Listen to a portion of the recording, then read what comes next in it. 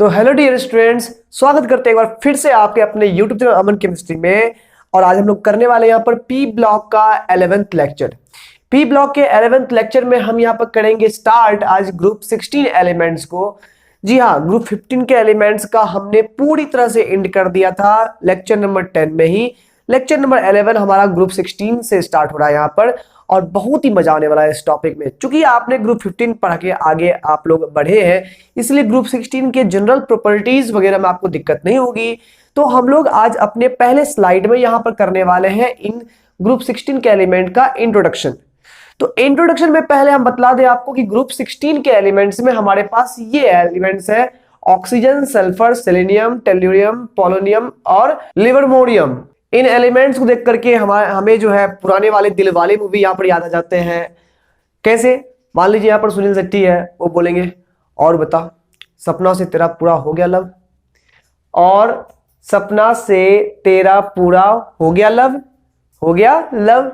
तो ये छोटे मोटे आप लोग जो है ना अपनी इस कहानी बना करके आराम से इसको याद कर सकते हो, कोई दिक्कत नहीं है।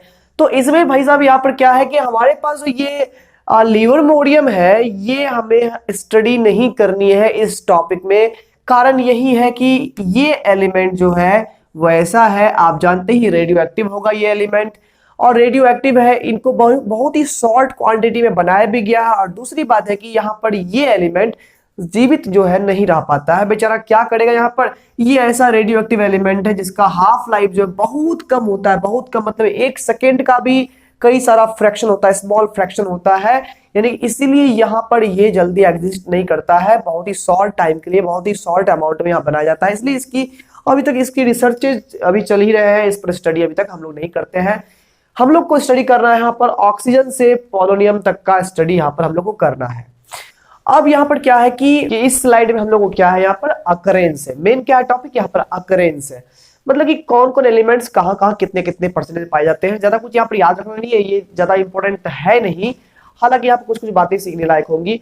ध्यान दीजिए यहाँ पर तो है क्या, ऑक्सीजन जो है हमारे अर्थ क्रस्ट में, अर्थ क्रस्ट की बात करेंगे तो यहाँ पर हमारे ऑक्सीजन जो है क्या कहते हैं इंडिपेंडेंट फॉर्म में या फिर कंबाइंड स्टेट मिला करके, सब कुछ मिला करके अर्थ क्रस्ट में मेजर एलिमेंट के रूप में हमारे पास कौन रहता है, ऑक्सीजन प्रेजेंट रहता है। मेजर एलिमेंट सबसे अधिक हमारे पास जो परसेंटेज है वो ऑक्सीजन का ही अर्थ क्रस्ट में है।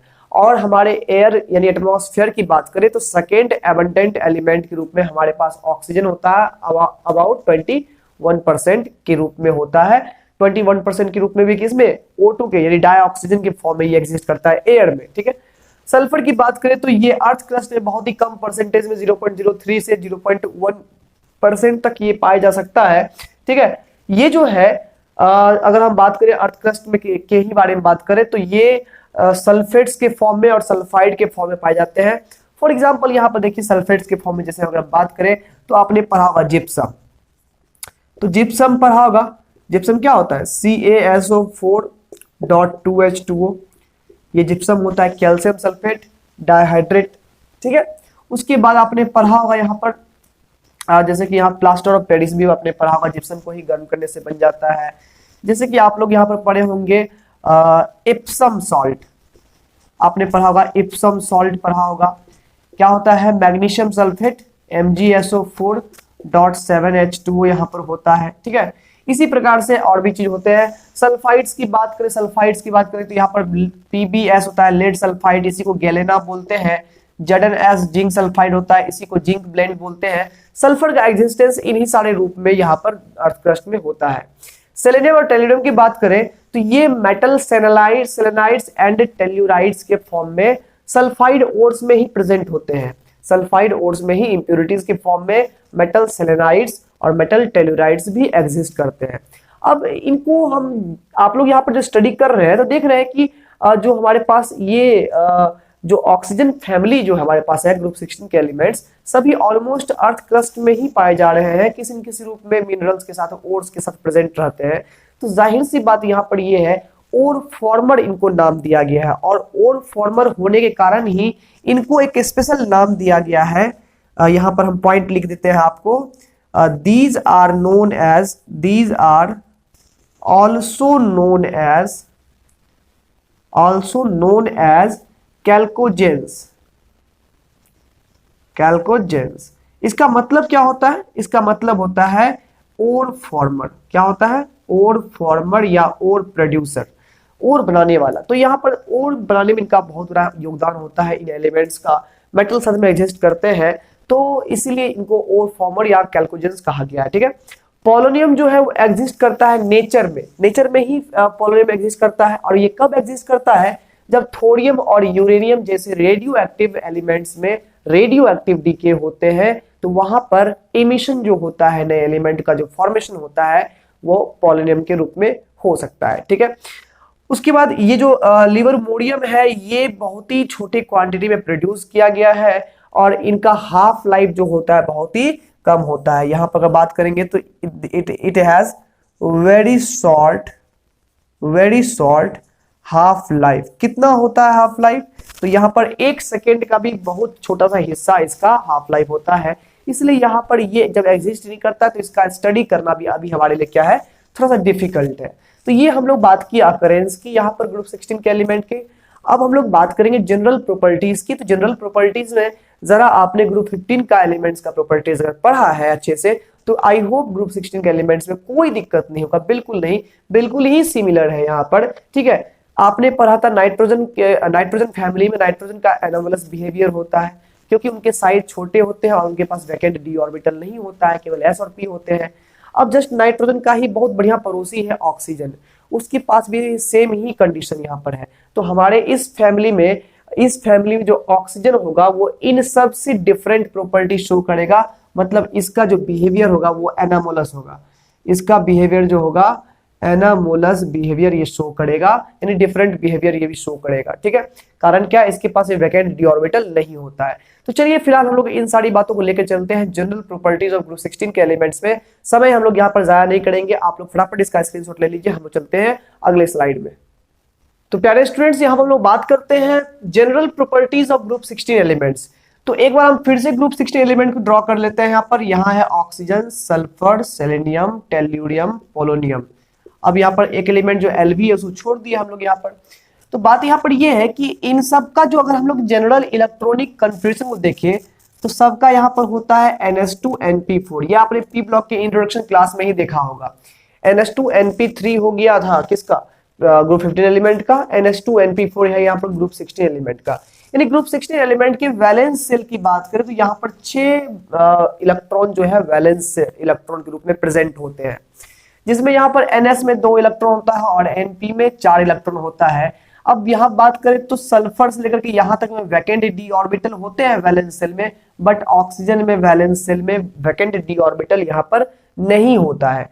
तो अगर जनरल हम लोग इलेक्ट्रॉनिक कन्फ्यूजन की बात करें तो इनका इलेक्ट्रॉनिक कन्फ्यूजन यहाँ पर NH2NP4 होता है, और जहां N का वैल्यू जो है 2 से लेकर के यहाँ पर हम लोग 7 तक फिलहाल हम लोग लेते हैं। 7 तक हम लोग तो 7th यहाँ पर तो यूज करते ही नहीं है, हम लोग यहाँ पर 2 से लेकर के 6 तक जनरली पढ़ाई करते हैं अभी फिलहाल। ठीक है। अब यहाँ पर क्या है कि जैसे कि इसमें ऑक्सीजन की बात करें तो यहाँ पर है ऑक्सीजन के लिए N का वैल्यू 2 है, यानी कि ऑक्सीजन सेकेंड पीरियड में बैठा हुआ है, तो इसका हो गया 2s2 2p4। अब यहाँ पर इसका हो जाएगा 3s2 3p4, इसका हो जाएगा 4s2 4p4, इसका हो जाएगा 5s2 5p4, इसका 6s2 6p4, और लास्ट में Lv जो होगा उसका क्या हो जाएगा? Last confusion 7s2 7p4। इन सब में वैकेंट डी ऑर्बिटल है और इसमें वैकेंट डी ऑर्बिटल नहीं है यहाँ पर। ठीक है। आपको पता ही है वैकेंट डी ऑर्बिटल रहने या ना रहने से क्या फर्क पड़ता है, वैलेंसी पर, ऑक्सीडेशन स्टेट्स पर बहुत फर्क पड़ता है। अब यहाँ पर देखिएगा इलेक्ट्रॉनिक कॉन्फ़िगरेशन तो जनरल वाला ये हो गया पी ब्लॉक के इस ग्रुप 16 एलिमेंट्स का। ठीक है। अब इसमें क्या है कि ऑक्सीजन का बिहेवियर सबसे अलग होता है, क्योंकि इसका साइज जो है एक्सट्रीमली छोटा होता है, और यानी कि इसका कॉम्पैक्ट मतलब कि यहाँ पर नेचर होता है सबसे अलग होता है, अजीब ढंग का यहाँ पर इसका नेचर होता है, इन सबसे हट करके होता है। ठीक है। अब अगर इसमें बात करेंगे एटॉमिक एंड आयनिक रेडाई की बारे में बात करें तो ग्रेजुअली अगर हम बात करेंगे तो यहाँ पर चूंकि अप टू डाउन जब हम लोग आते हैं तो नंबर ऑफ सेल इंक्रीज कर रहा है, और सेल के इंक्रीज करने के कारण से साइज भी क्या होगा, एटॉमिक या आयनिक रेडाई इंक्रीज करेगा। हाउएवर अगर बात करें यहाँ पर हम लोग तो ऑक्सीजन का जो एटॉमिक या आयनिक रेडाई है कुछ ज्यादा ही छोटा होता है, यानी कि कुछ ज्यादा ही एक्सट्रीमली छोटा हो जाता है। इन सब में जो वेरिएशन हो रहा है उसके मुताबिक ये बहुत अधिक छोटा होता है, ठीक है ना। तो इनमें बिहेवियर ही उसका वैसा हो जाता है, क्योंकि यहाँ पर डी ऑर्बिटल नहीं है, साइज छोटा होता है, ठीक है। यहाँ बहुत सारी बातें हैं, तो यहाँ पर क्या लिखेंगे, increases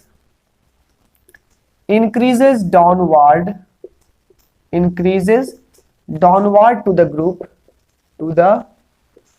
group due to increase in the number of shells के इंक्रीज होने के कारण से यहाँ पर क्या होता है, एटॉमिक और आयनिक रेडा यहाँ पर इंक्रीज करते जाता है। आयोनाइजेशन इंथैल्पी की बात करें तो होता क्या है यहाँ पर, आयोनाइजेशन इंथैल्पी किसे कहते हैं, तो इलेक्ट्रॉन को रिमूव करने के लिए, एक इलेक्ट्रॉन निकालने के लिए जो एनर्जी लगता है, रिक्वायरमेंट होती है, उसको इलेक्ट्रॉन आयोनाइजेशन इंथैल्पी बोलते हैं हम लोग, ठीक है। अब आयोनाइजेशन इंथैल्पी की बात करें तो हमारा एटॉमिक साइज जितना बड़ा होगा, आउटर इलेक्ट्रॉन उतने ही लूजली बॉन्डेड होने लगेगा इस न्यूक्लियस से, और आराम से हम जो है वहां से बाहर से इलेक्ट्रॉन निकाल सकते हैं कम एनर्जी में। तो यानी कि चूंकि हम लोग नीचे आ रहे हैं तो साइज इंक्रीज कर रहा है, इसलिए आयोनाइजेशन एनर्जी का मान जो है वो डिक्रीज करते जाएगा। क्या करेगा, डिक्रीज करते जाएगा। तो सबसे पहली बात ये हो गई, the value of ionisation enthalpy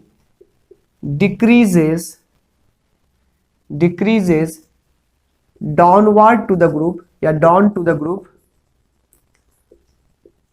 due to increase in size, due to increase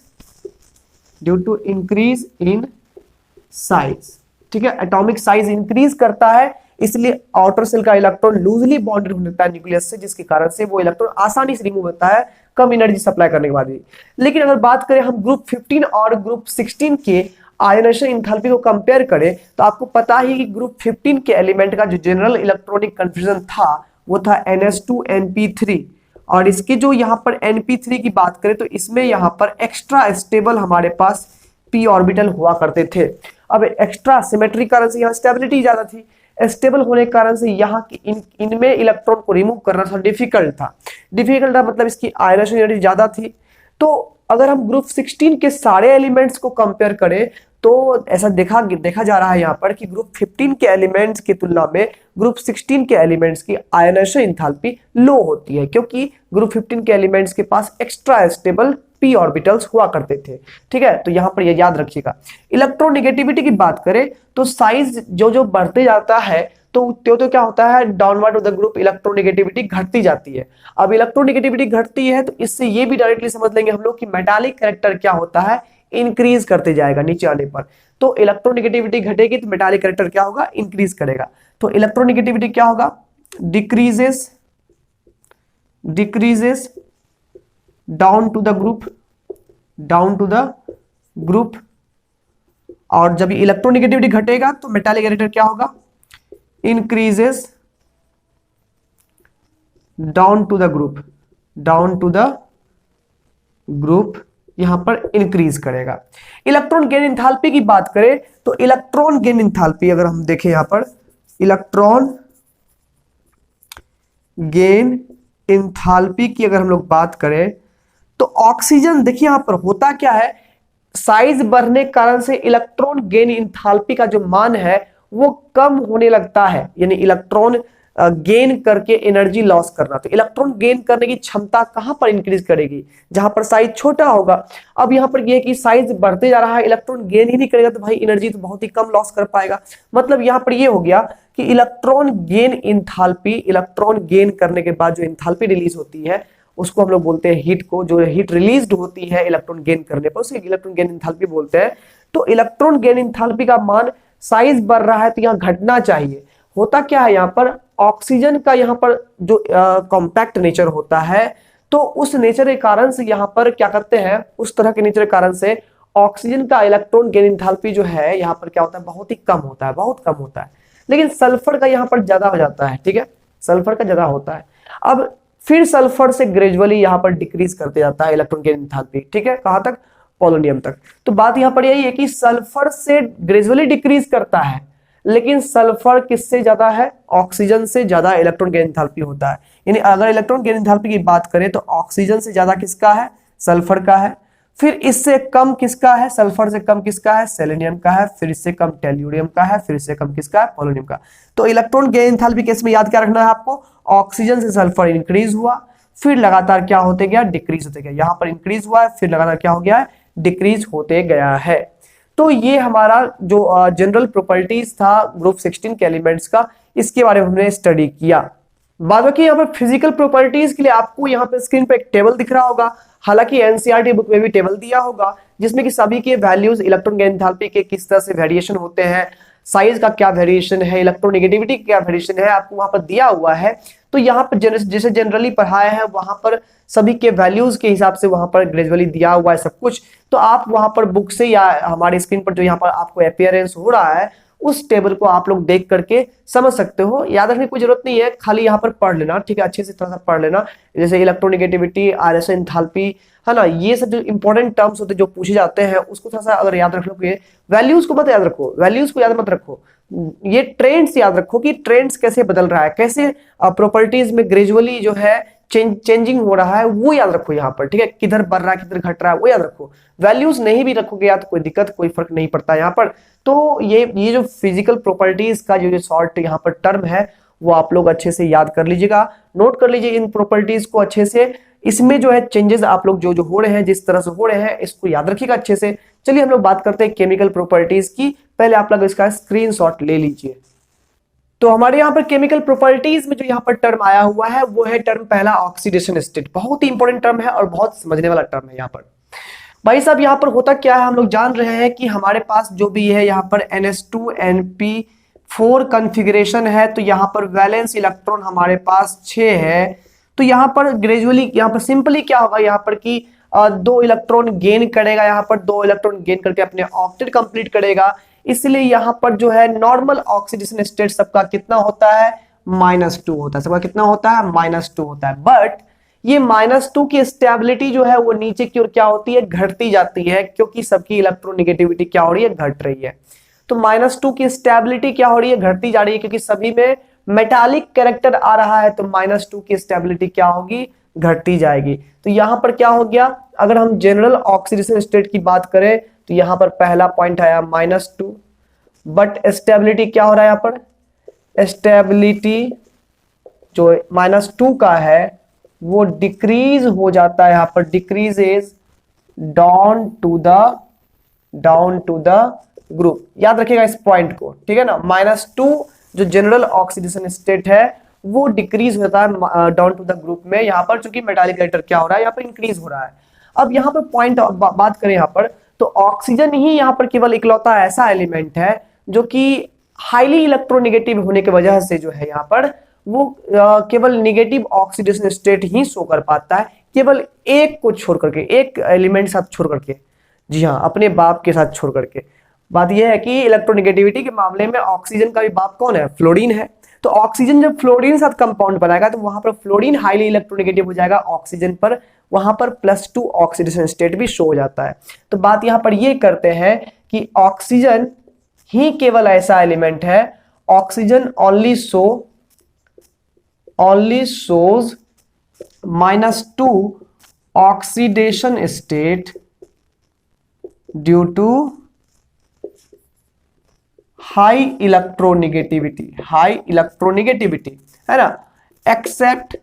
exception यहां पर रख देते हैं, एक्सेप्ट इन OF2, यहां पर कितना है, +2 ऑक्सीडेशन स्टेट यहां पर है ऑक्सीजन का। कितना है, +2 ऑक्सीडेशन स्टेट है OF2 के केस में। बस यहां पर एक ही केस है, ठीक है।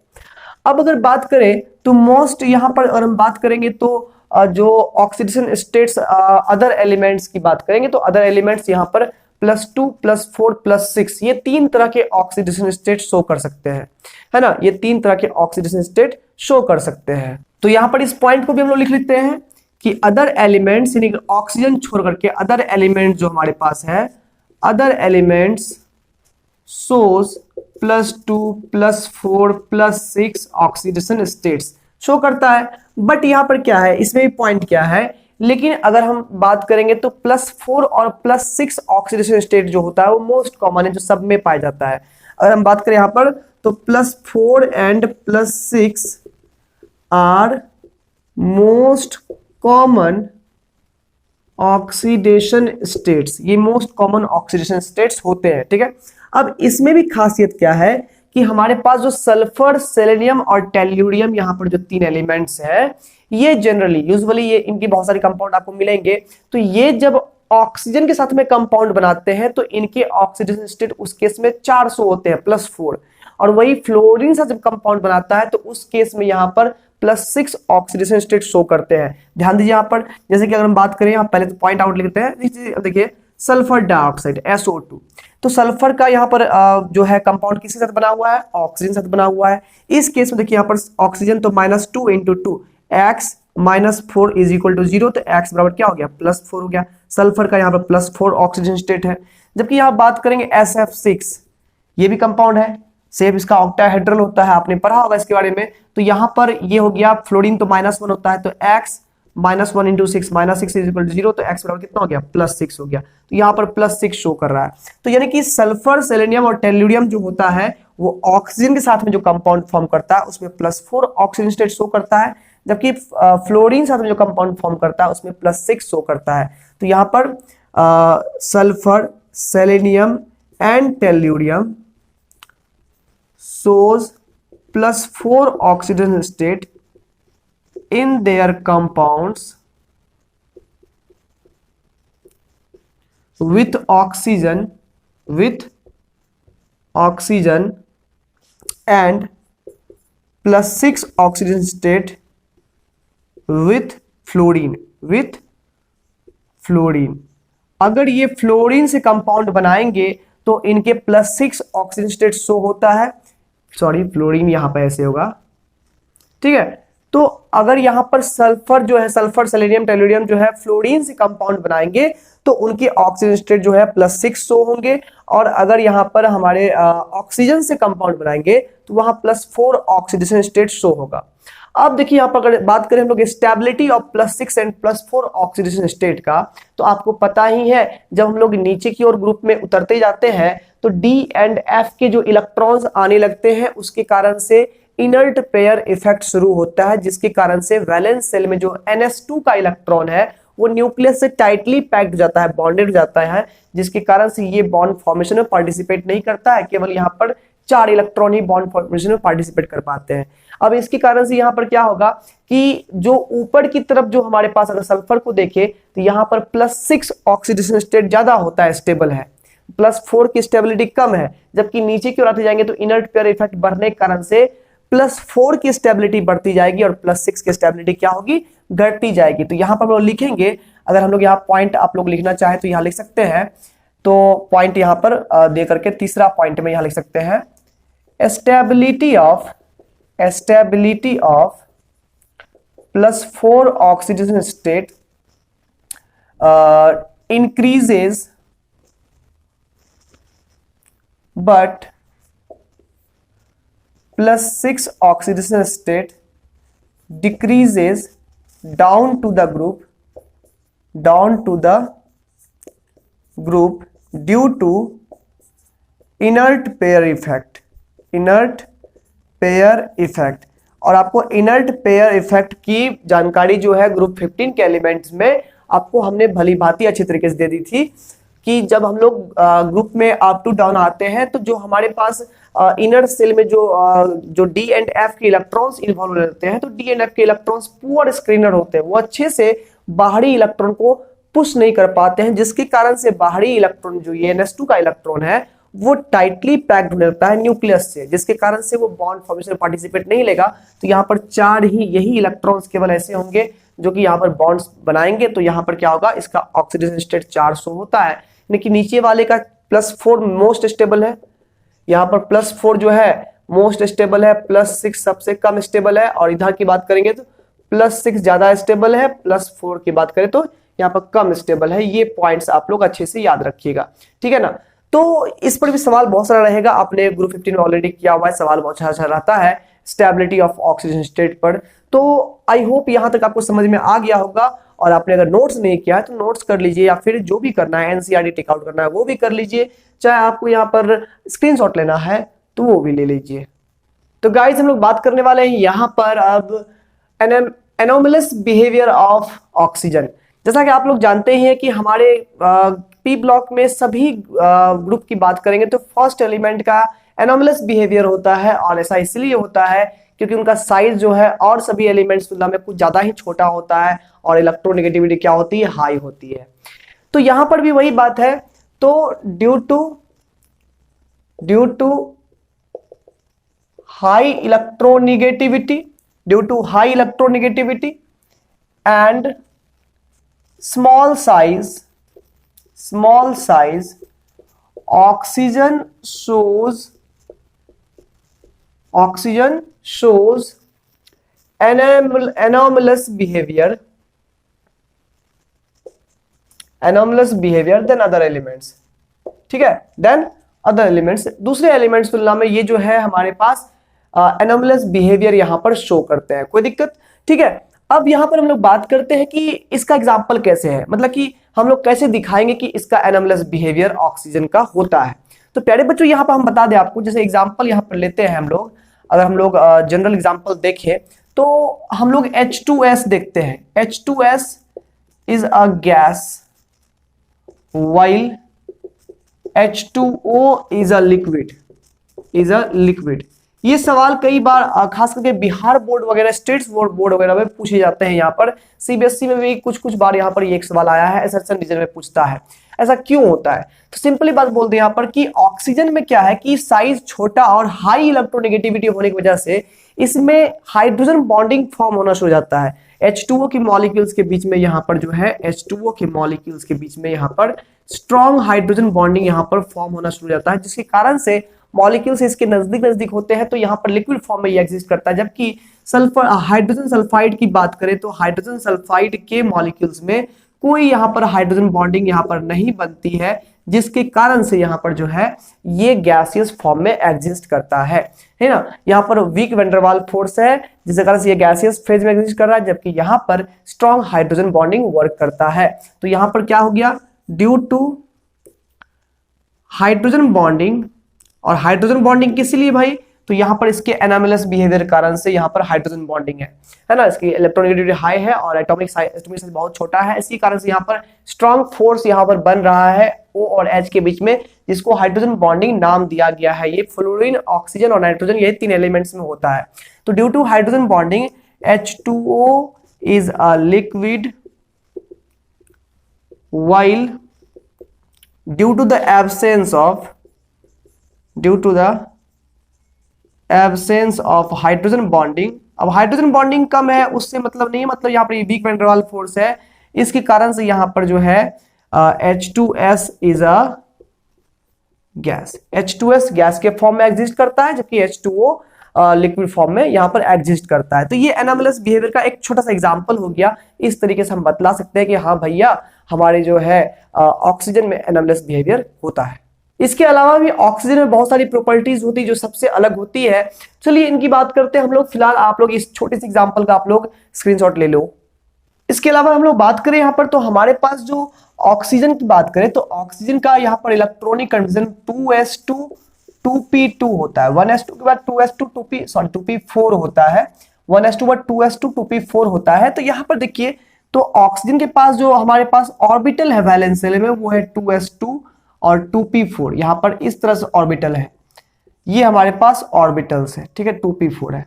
तो इसमें क्या हो सकता है कि बॉन्डिंग यहाँ पर दो इलेक्ट्रॉन हमारे पास अनपेयर्ड है, दो इलेक्ट्रॉन अनपेयर्ड है, यानी कि दो इसकी कोवैलेंसी यहाँ पर दो होगी, और मैक्सिमम एक्सीडिंग करेगा तो यहाँ पर जो है दो बढ़ करके 4 तक कोवैलेंसी इसकी पहुंच सकती है।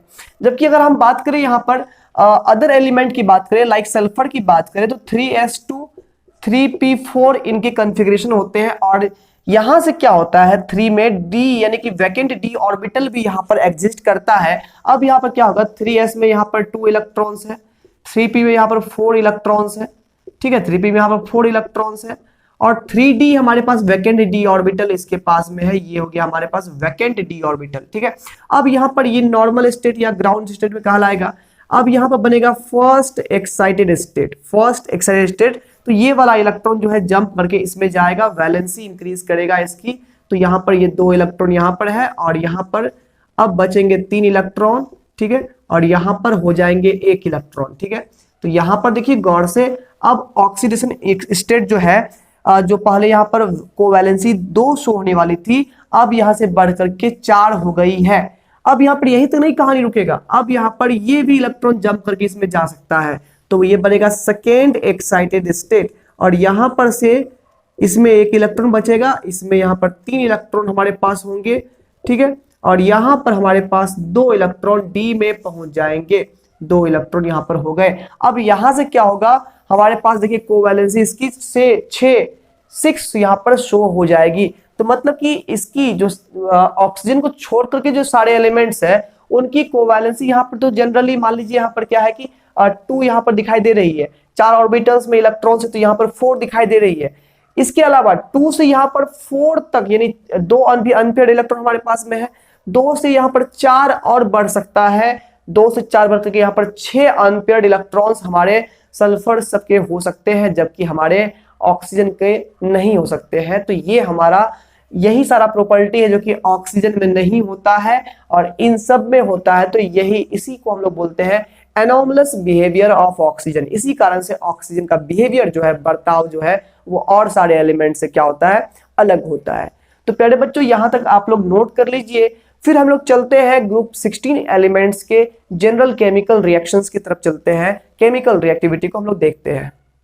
तो ग्रुप 16 एलिमेंट्स के यहाँ पर केमिकल रिएक्शंस में पहला पॉइंट हम लोग लेके आए हुए हैं रिएक्टिविटी टुवर्ड्स हाइड्रोजन। अब देखिए ग्रुप 16 एलिमेंट्स के अगर बात करें हम लोग तो जनरली इनको हाइड्रोजन से बहुत लगाव होता है। तो यहाँ पर देखिएगा जितने ऊपर के एलिमेंट्स लोग हैं उनको हाइड्रोजन से वैसे लगाव होता है, क्योंकि वो हाईली इलेक्ट्रोनेगेटिव होते हैं, उनके लिए हाइड्रोजन उनके बाल बच्चे की तरह है, बहुत ही लगाव उनको होता है। ठीक है, अब देखिए यहाँ पर हाइड्रोजन साथ में अगर मान लीजिए हमारे पास ग्रुप 16 एलिमेंट का अगर हम लोग जनरली यहाँ पर R मानते हैं, तो यहाँ पर इनकी जनरल वैलेंसी क्या होती है, 2 होती है। अब यहाँ पर क्या ऑक्सीजन की वैलेंसी भी यहाँ पर क्या होता है, 2। हाइड्रोजन हम लोग लिए हुए हैं ना, तो हाइड्रोजन की वैलेंसी हमारी कितनी होती है, 1 होती है।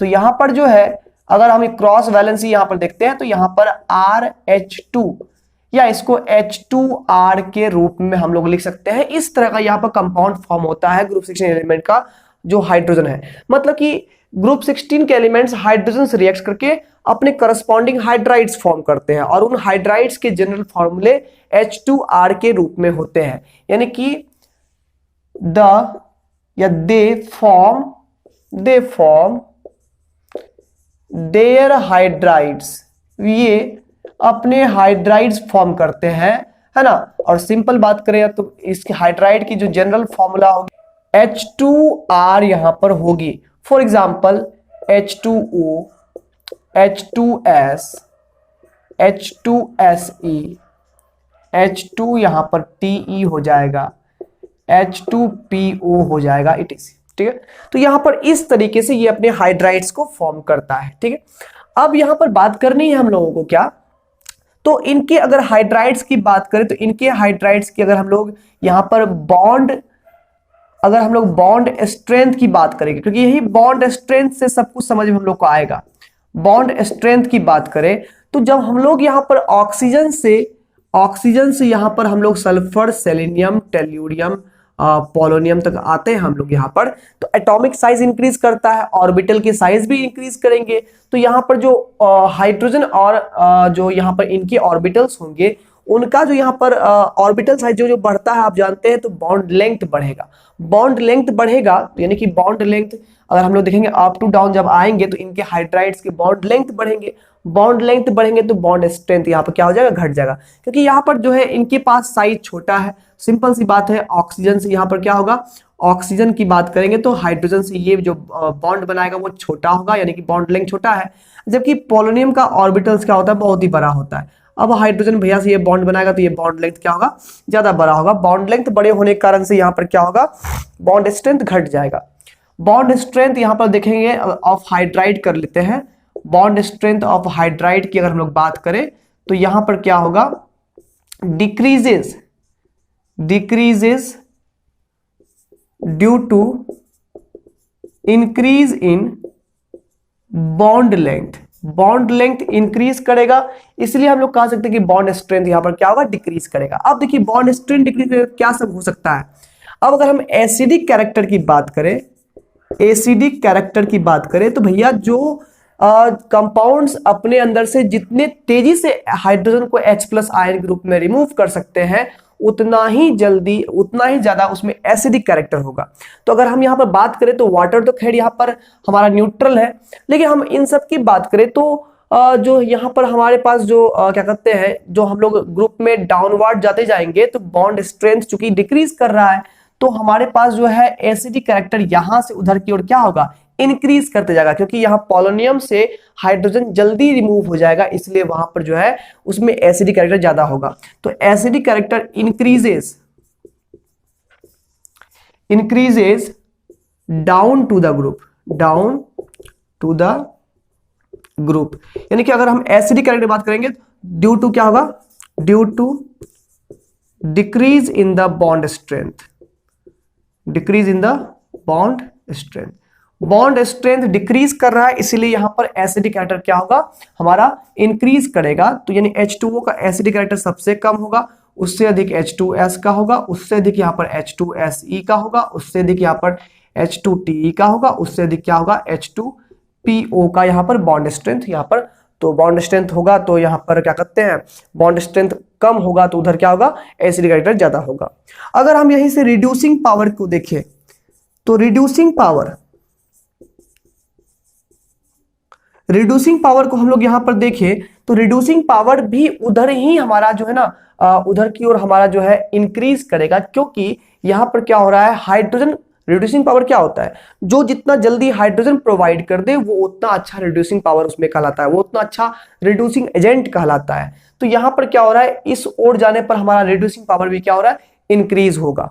अब जनरली चूंकि हम लोग यहाँ पर पोलोनियम जो है कि रेडियो एक्टिव एलिमेंट्स है, उनको हम लोग जनरली स्टडी में यहाँ पे इन्वॉल्व जल्दी नहीं करते हैं कुछ प्रॉपर्टीज में। तो यहाँ पर अगर हम लोग बात करेंगे तो एसिडिक कैरेक्टर में भी हम लोग यहाँ पर H2TE तक ही लेते हैं, और जनरली यहाँ पर देखिएगा रिड्यूसिंग पावर भी हम लोग क्या बोले अभी तुरंत कि यहाँ पर हाइड्रोजन जो जितना जल्दी छोड़ेगा वो उतना अच्छा रिड्यूसिंग पावर उसमें होगा।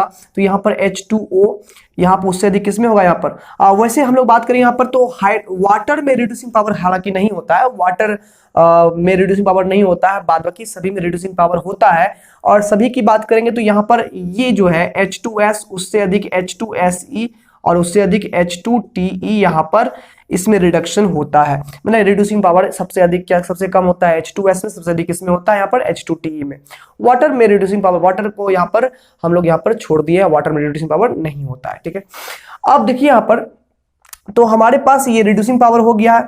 अब अगर हम बात करेंगे बॉन्ड इंथैल्पी की तो वो भी यहीं से आप समझ चुके होंगे, यहां से बॉन्ड इंथैल्पी किसे कहते हैं, तो बॉन्ड तोड़ने में जो एनर्जी लगती है उसी को बॉन्ड डिसोसिएशन एनर्जी सिंपली बोले तो यहाँ पर BDE भी बोल सकते हैं, बॉन्ड डिसोसिएशन एनर्जी या फिर बॉन्ड इंथैल्पी की बात करें तो जहां पर जो बॉन्ड छोटा होगा उसको तोड़ना डिफिकल्ट होगा, बॉन्ड एनर्जी हाई होगी वहां पर, और जहां पर बॉन्ड इंथैल्पी यहाँ बॉन्ड लेंथ बड़ा होगा उस बॉन्ड तोड़ना हमारे लिए आसान होगा, वहां कम एनर्जी में ही बॉन्ड टूट जाएगा। तो bond enthalpy up to down क्या हो रहा है, डिक्रीज कर रहा है।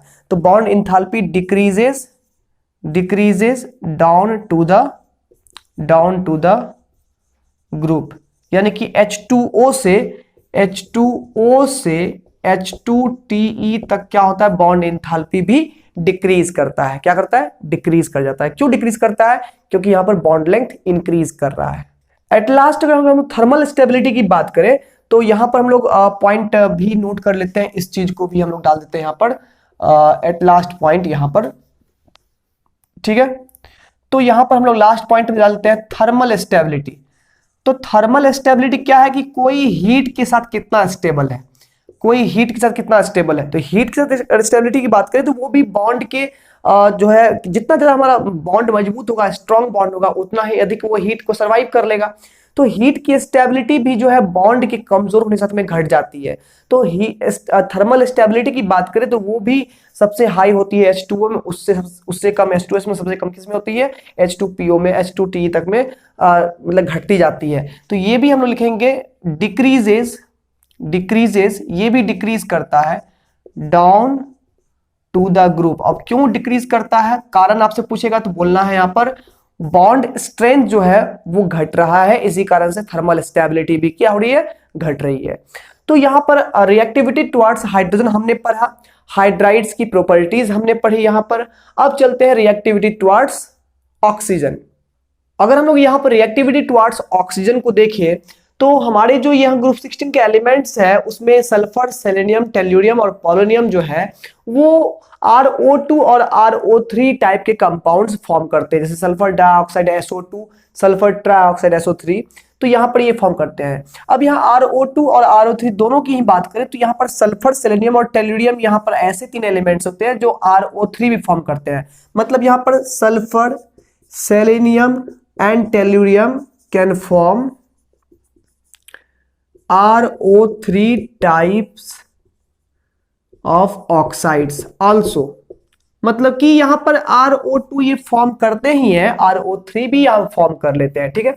अब यहां पर अगर रिड्यूसिंग कैरेक्टर की बात करें, ये जो हमारे पास ऑक्साइड्स है, डाइऑक्साइड्स होते हैं, sulphur dioxide, selenium dioxide, tellurium dioxide, तो ये सब जो होते हैं इन डाइऑक्साइड्स की अगर बात करें तो ये इनकी जो रिड्यूसिंग कैरेक्टर होती है वो down to the group decrease करती है। अब कैसे डिक्रीज करती है, तो यहां पर क्या है कि जो हमारे पास SO2 है, सपोज यहां SeO2 है, यहां TeO2 है, तो बॉन्ड स्ट्रेंथ सबसे कम किस में होगा, इसमें होगा, क्योंकि यहां पर साइज बॉन्ड लेंथ ज्यादा होगा। तो यहां से ये ऑक्सीजन आराम से लूज कर सकता है। अब ऑक्सीजन लूज करेगा, दूसरे को ऑक्सीडाइज कर देगा, ये ऑक्सीजन प्रोवाइड करेगा, तो ये ऑक्सीडाइजिंग एजेंट कहलाएगा, रिड्यूसिंग एजेंट उस हिसाब से ये हो गया।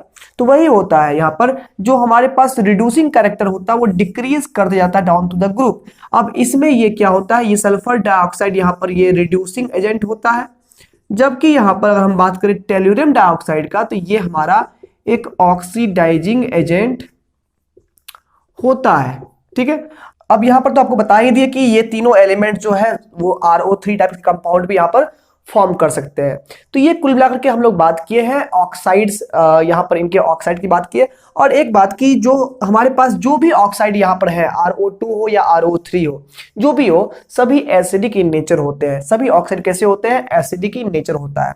यानी कि ऑल द ऑक्साइड्स मतलब हो गया RO2 टाइप या RO3 type are acidic in nature, ये एसिडिक नेचर के होते हैं।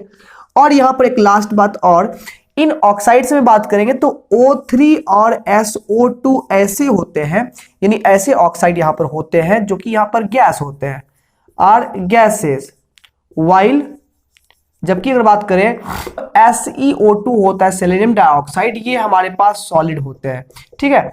अब हमने यहां पर क्या कर लिया, यहां पर हमने इनके ऑक्साइड्स की प्रॉपर्टीज को हमने स्टडी कर लिया, आपने एनसीईआरटी से भी स्टडी कर लिया। अब हम लोग यहाँ पर बात करते हैं अगले टॉपिक की, तब तक यहाँ पर आप लोग पॉइंट आउट कर लीजिए। हम लोग यहाँ पर केमिकल रिएक्शंस नंबर 3 करने वाले हैं, ठीक है। जल्दी से हम लोग का ये वीडियो खत्म हो जाएगा, फिर ग्रुप 16 के एलिमेंट्स का जनरल प्रॉपर्टीज हम लोग खत्म हो जाएगा, फिर चलेंगे हम लोग अपने डाइऑक्सीजन, ओजोन वगैरह चलेंगे। तो फिलहाल जल्दी से इसको फटाफट स्क्रीनशॉट इसका ले लीजिए। तो हम लोग अब फटाफट से यहाँ बात कर लेते हैं रिएक्टिविटी टुवर्ड्स हैलोजेंस की। तो हमारे पास जो हैलाइड्स के टाइप्स बनते हैं यहाँ पर RX6 बनते हैं, मतलब बहुत सारे लार्ज नंबर ऑफ हैलाइड्स यहाँ बनते हैं। RX6 बनते हैं, RX4 टाइप के बनते हैं, RX2 टाइप के बनते हैं, जहां R क्या है, एलिमेंट्स है। अब यहाँ देखिए स्टेबिलिटी की बात करें तो फ्लोराइड्स, क्लोराइड्स, ब्रोमाइड्स, आयोडाइड्स, सबसे लास्ट कम स्टेबिलिटी यहाँ पर है, डिपेंड करता है बॉन्ड स्ट्रेंथ पर। तो बॉन्ड स्ट्रेंथ यहाँ पर बॉन्ड साइज जो है, बॉन्ड लेंथ हमारा जितना बड़ा होते जाएगा, आयोडीन केस में बड़ा होते जाता है बॉन्ड लेंथ, तो बॉन्ड स्ट्रेंथ घटती जाएगा, स्टेबिलिटी घटती जाएगी। सबसे ज्यादा स्टेबल कौन होगा, फ्लोराइड्स होगा, ठीक है। इन RX6 टाइप्स जो जैसे SF6 हो गया, तो इसमें क्या होता है कि RX6 टाइप्स में फ्लोराइड्स, क्लोराइड्स, ब्रोमाइड, आयोडाइड जो भी आप पुट करिएगा, तो इन सब में फ्लोराइड्स जो होते हैं SF6, SeF6, ये ज्यादा स्टेबल होते हैं। जैसे SF6 भी इनमें सबसे ज्यादा, फ्लोराइड्स में भी बात करेंगे तो SF6 की स्टेबिलिटी कुछ ज्यादा ही होती है, ड्यू टू स्टेरिक्स, जो रिपल्सन इसमें होता है वो कम होता है, स्टेरिक हिंड्रेंस कम होता है इसमें, ठीक है। इसलिए RX4 की बात करें, यहाँ पर इस टाइप की बात करें तो RX4 में SF4 जो है वो गैस है, SeF4 लिक्विड है और TeF4 क्या है, सॉलिड है यहाँ पर है। RF4 की बात करें तो इसमें sp3 हाइब्रिडाइजेशन होता है, तो sp3 हाइब्रिडाइजेशन में ट्राइगोनल बाइपिरामिडल होगा, ट्राइगोनल बाइपिरामिडल शेप होगा, जिसमें एक तरफ तो लॉन पेयर रहता है, तो ये सी सॉ यानी झूले की तरह शेप बन जाता है। इसका शेप जो होता है वो सी सॉ होता है, कुछ ट्रायगोनल बाय पिरामिडल ऐसा था, बट यहाँ पर तो एक तरफ से लोन पेयर आ गया, लोन पेयर आ गया तो यहाँ पर ये अब सी सॉ इसका शेप यहाँ पर बन जाएगा, झूला नीचे से दब जाता थोड़ा सा। RF6 की बात करें तो ऑक्टाहेड्रल ज्योमेट्री होती है, प्लेन में 4, एक ऊपर एक नीचे, ठीक है। अब यहाँ पर क्या है कि ऑल द एलिमेंट्स फॉर्म डाइक्लोराइड्स डाइब्रोमाइड्स, सभी एलिमेंट जो है डाइक्लोराइड डाइब्रोमाइड बनाते हैं ऑक्सीजन को छोड़ करके, जैसे SCl2 बनेगा, SeCl2 बनेगा, SeBr2 बनेगा, ये भी बनाते हैं।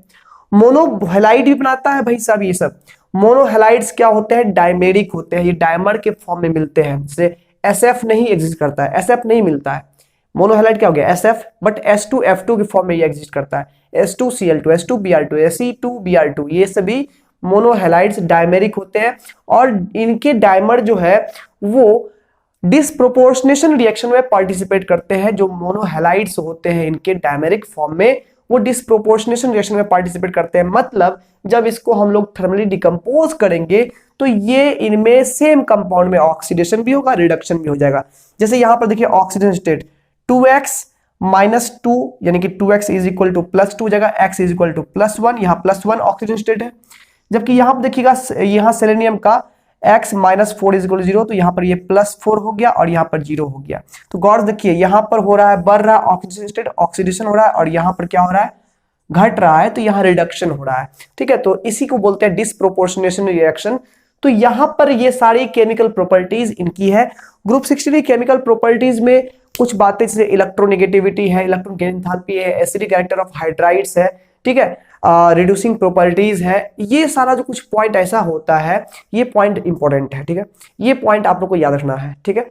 तो बाद बाकी कुछ कुछ पॉइंट्स यहाँ पर आप लोग अपने सैंपल पेपर क्वेश्चन बैंक से देखिए क्या क्या टर्म इससे पूछा गया है, तो यहाँ पर उसको नोट आउट करके ज्यादा सा उस पर मेहनत करना है। हालांकि कॉन्सेप्ट रटना नहीं है, सुनिए हम बताते हैं, रटना नहीं है, ऐसा नहीं कि लैंग्वेज नहीं बना पाइएगा, बस यहाँ पर ये कॉन्सेप्ट क्लियर करते जाना है। प्रॉपर्टीज में ट्रेंड कैसे बदल रहा है, इसको बस इसका कॉन्सेप्ट आपको सीखना है कि क्यों बदलता है, इलेक्ट्रॉनिक कन्फिग्रेशन को समझना है, एटॉमिक स्ट्रक्चर को समझना है, तो आराम से आप लोग यहाँ पर डिस्कस कर लोगे, आराम से यहाँ पर आप लोग सॉल्व कर लोगे, समझ जाओगे तो खुद से भी कर लोगे, ठीक है।